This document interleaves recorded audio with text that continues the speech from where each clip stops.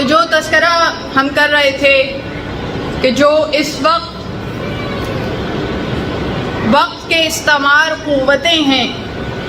کہ جو مومنین سے نبردآزماں ہونے کی بدرجہ اتم ایکسٹریم تیاریاں کر رہے ہیں، ان کے مقابلے میں مومنین کی تیاریاں کیا ہیں؟ تو مومنین کی تیاریاں وہ ہیں کہ جو سیرت قرآن کے مطابق ہیں، کہ ان بڑی بڑی قوتوں کو کس طرح چھوٹی چھوٹی معجز نما قوتوں سے شکست فاش دی جائے گی۔ تو اس کی تیاری کے حوالے سے میں نے آپ کے سامنے مثال عرض کی کہ میزائل کی ٹیکنالوجی میں فتح حاصل کی، میزائل کی ٹیکنالوجی میں عروج حاصل کیا، اس کے بعد ڈرون کی ٹیکنالوجی، اور یہ سب آن دی ریکارڈ بات ہے، ایسی بات نہیں ہے کہ جو میں اپنی طرف سے کر رہی ہوں۔ اور اس کے بعد تیسری چیز کہ جہاں ان کے بڑے بڑے فلیٹس ہیں جہازوں کے، اتنے بڑے جہاز کے جو میلوں تک پھیلے ہوتے ہیں اور جن کو دیکھ کے ہی ایک ہیبت طاری ہو جاتی ہے، اس زمانے میں جو ہاتھی کو دیکھ کے ہیبت طاری ہوتی ہوگی، اس زمانے میں اس جہاز کو دیکھ کے ہیبت طاری ہوتی ہوگی۔ جب سرچ کیجئے گا دیکھیے گا وہ کہ جو طیارہ بردار جہاز ہوتے ہیں کہ جن پہ کئی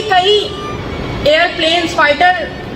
جیٹس جو ہیں وہ لینڈ کرتے ہیں اور وہ ان کی بیس ہوتی ہے، وہ کتنے بڑے ہوتے ہیں۔ تو اب ایران نے یہ نہیں کیا کہ ان کے مقابلے میں بڑے جہاز بنائے،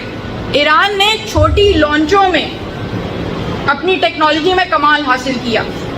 اب جہاں ان کے یہ ہاتھی آتے ہیں وہ چھوٹی لانچوں سے آ کے اور ادھر ادھر کاروائی کرتے ہیں اور ان کو سمجھ میں ہی نہیں آتا، اور جس طرح ایک ہاتھی کو کہ جب وہ پاگل ہو جاتا ہے اور گھومنا شروع کرتا ہے اور اس کے ارد گرد چھوٹی ابابیلیں جب جھرمٹ میں چکر لگا رہی ہوں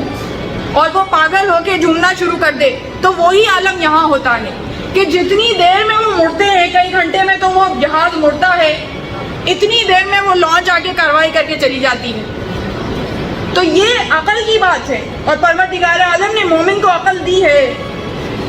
اور تاریخ گواہ ہے۔ کسی کے ذہن میں اگر یہ شبہ پیدا ہو کہ اتنی بڑی بڑی طاقتوں کو ہم کیسے شکست دیں گے، تو ہمیشہ بڑی طاقتوں کو چھوٹی طاقتوں نے شکست دی ہے۔